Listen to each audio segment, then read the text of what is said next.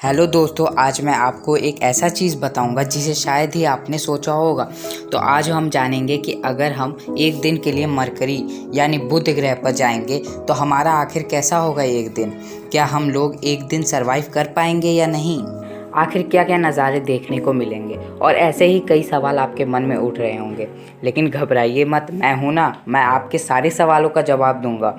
और मैंने इससे पहले एक ब्लैक होल पर वीडियो बनाया था, अगर आपने वो वीडियो नहीं देखा तो ज़रूर देखिएगा। तो चलिए बकवास ना करते हुए वीडियो शुरू करते हैं।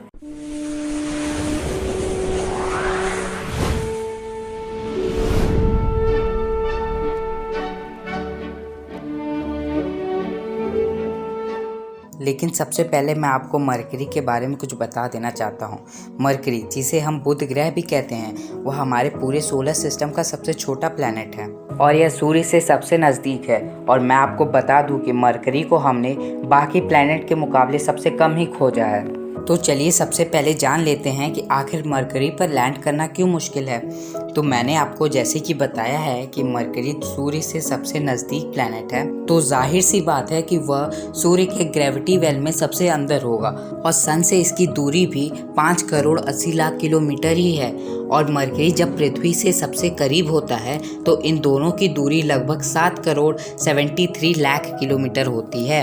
और सन के ग्रेविटी वेल में होने के कारण जो स्पेसक्राफ्ट इसकी तरफ जाएगी वह लगातार एक्सेलरेट करती रहेगी और उसकी वॉलेंसिटी भी बढ़ने लगेगी। और यही सबसे मेन कारण है कि इस प्लैनेट पर लैंड करना इतना आसान नहीं है जितना बाकी के प्लैनेट पर है। तो चलिए अब हम जानते हैं कि आखिर मरकरी पर उतरने के बाद क्या होगा। तो मैं आपको बता दूं कि सबसे पहले आप इसकी कम ग्रेविटी का अनुभव करेंगे और जाहिर सी बात है कि आपको चलने में दिक्कत होगा।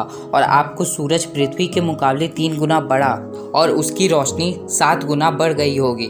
लेकिन यहाँ पर एटमॉस्फेयर ना होने के कारण यहाँ सनलाइट स्कैटर नहीं कर पाएगी, जिसकी वजह से आपको सारा आसमान काला दिखाई देगा और तारों की चमक भी फीकी हो गई होगी।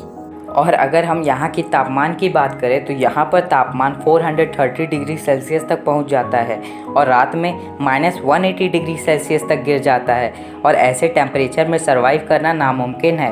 और मैं आपको बता दूं कि यहाँ पर एक साल पृथ्वी के 88 दिन के बराबर होता है। पर हैरानी की बात यह है कि इस एक साल में आपका 2 दिन भी नहीं बीता होगा, क्योंकि मरकरी का रोटेशन पीरियड बहुत स्लो है। यानी आपको बहुत लंबे समय तक गर्मी और सर्दी का सामना करना पड़ेगा और ना आपको यहाँ बारिश का नज़ारा मिलेगा ना ही आंधी का। लेकिन आपको यहाँ भूकंप के झटके ज़रूर महसूस हो सकते हैं। और अब हम बात करते हैं कि आपको कैसे अद्भुत नज़ारे यहाँ पर देखने को मिलेंगे। तो सबसे पहले मैं आपको बता दूँ कि यहाँ पर सनराइज़ और सनसेट बहुत अद्भुत होगा, क्योंकि यहाँ ईस्ट से तो सूरज उगता दिखाई देगा, लेकिन थोड़े समय बाद वह वापस जाता हुआ दिखाई देगा और फिर वेस्ट से फिर उगता हुआ दिखाई देगा और फिर उसी दिशा में अस्त हो जाएगा।